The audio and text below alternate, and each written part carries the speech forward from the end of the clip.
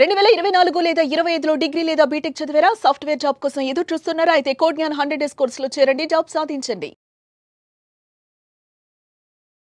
నమస్తే, welcome to Suman TV. నేను మీ anchor సిరి. Right no మనతో పాటు ఉన్నారు హైకోర్టు అడ్వకేట్ అలగిరి రవీంద్రనాథ్ గారు. అండ్ మనం చూస్తుంటే ఎస్పెషల్లీ నిన్నటి నుంచి వార్తల్లో బ్రేకింగ్ న్యూస్గా మారింది వైష్ణవి మర్డర్ కేసు.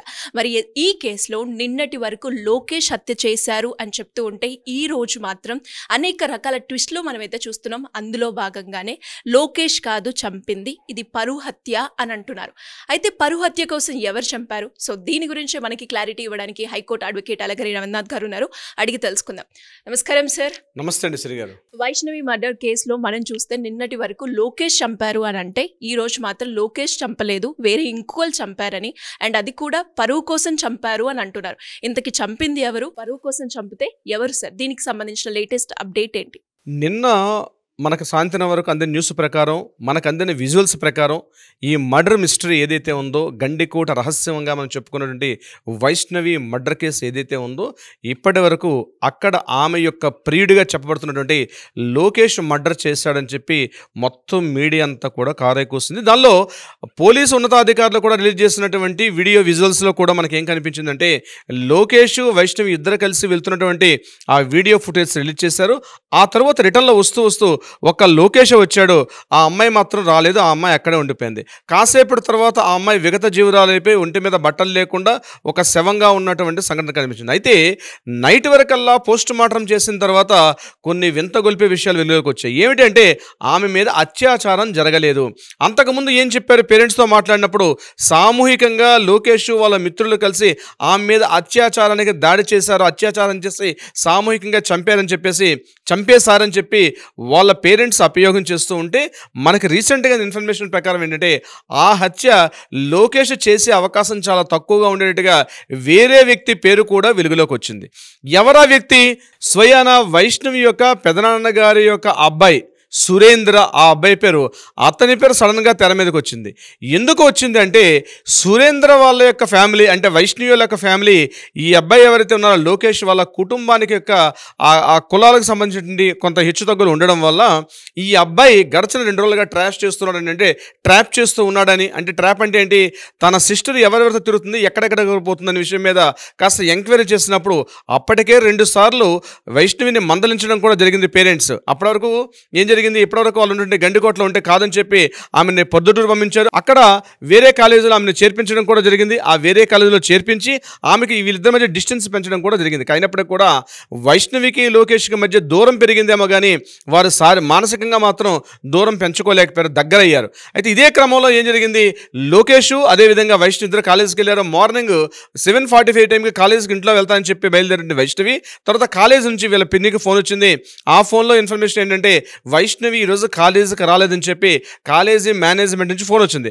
ఆ ఫోన్ అందుకున్నటువంటి వాళ్ళ పిన్ని గారు ఏం చేస్తారంటే, ఇమీడియట్గా సురేంద్రకి ఇన్ఫార్మ్ చేయడం, ఖచ్చితంగా లోకేష్తో కలిసి ఎక్కడికో బయటకు వెళ్ళారని తెలిసిన తర్వాత సురేంద్రకి ఆమె చెప్పడం, సురేంద్ర ఆమె ఇమీడియట్గా మాట్లాడుతూ వాళ్ళ ఫ్రెండ్స్తో ఎంక్వైరీ చేసి లోకేష్ ఎక్కడ ఉన్నాడు కనుక్కోమంటే, లోకేష్ ఇక్కడ లేడు, లోకేష్ ఎక్కడ ఐటీ పని మీద బయటికి వెళ్ళాడు, ఇది ఐటీ కాలేజీలో అడ్మిషన్ కోసం ట్రై చేస్తున్నాడంటే, అసలు 10th క్లాసే పాస్ అవ్వనటువంటి వ్యక్తి ఐటీకి ఎలా చేస్తాడని చెప్పి వాళ్ళ సోదరుడు అంటే వాళ్ళ బ్రదర్ చెప్తున్న మాటల్లో కన్ఫర్మేషన్ చెప్తున్నాను. వాళ్ళు మాట్లాడిన మాటల్లో ఎక్కడికి వెళ్ళాడని తెలిస్తే, లేదు కాలేజీకి వెళ్ళాడు అని చెప్తే, ఇతను 10th కూడా పాస్ అవ్వింది, ఐటీ కాలేజీకి ఎట్లా వెళ్తాడని చెప్పి డౌట్ పడి ఇంకొక 2 ఫ్రెండ్స్ని ఫోన్ చేసినప్పుడు లేదు వాళ్ళు గండికోట వెళ్ళారు అన్న విషయం తెలిసింది. గండికోటకు వెళ్ళారన్న విషయం తెలుసుకున్నటువంటి సురేంద్ర తన ఫ్రెండ్స్తో కలిసి తిన్నగా నేరుగా అక్కడ నుంచి గండికోటకు వెళ్ళడం జరిగింది. ఇది మనకు అందిన ఇన్ఫర్మేషన్. పోలీసులు చెప్తున్న వివరాలు కూడా అవే ఉన్నాయి. గండికోటకు వెళ్ళిన తర్వాత అక్కడ హత్య 12:45, 1 గంట ఆ ప్రాంతంలో ఈ మర్డర్ జరిగినట్టుగా పోస్ట్ మార్టం రిపోర్ట్లో వస్తుంది. కానీ 10:45 10:45, 10:35 ప్రాంతంలోనే రిటర్న్ విజువల్స్ కనిపిస్తున్నాయి.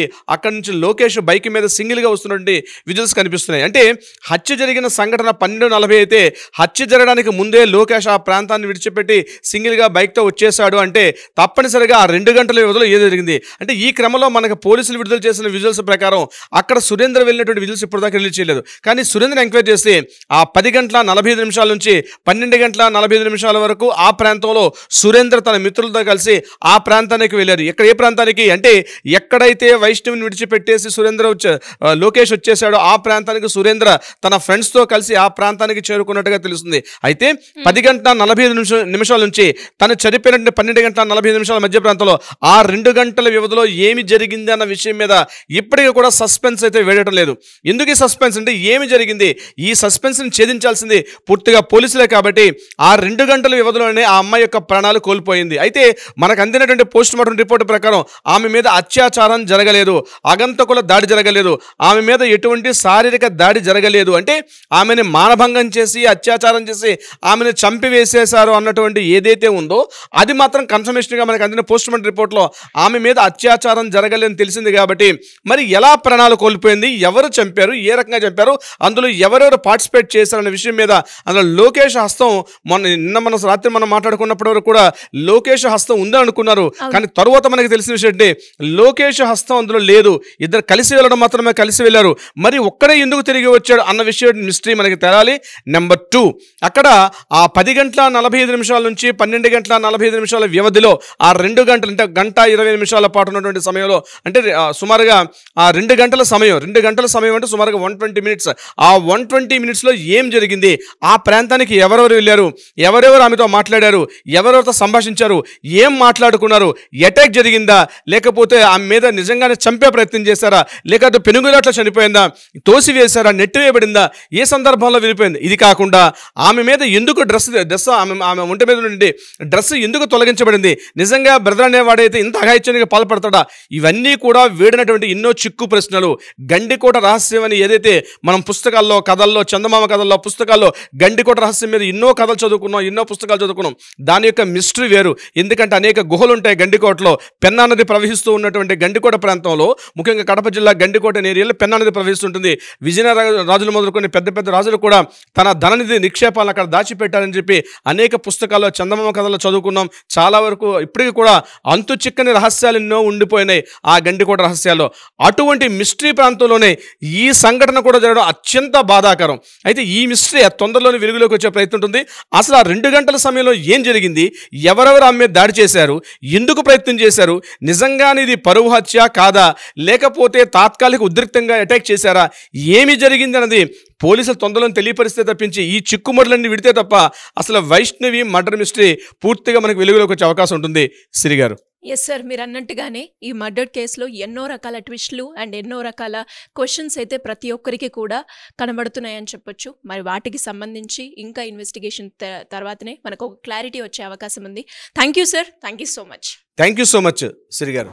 సుమన్ టీవీలో మీ పర్సనల్ అండ్ బిజినెస్ ప్రమోషన్స్ కోసం కింది నెంబర్కి కాంటాక్ట్ చేయండి.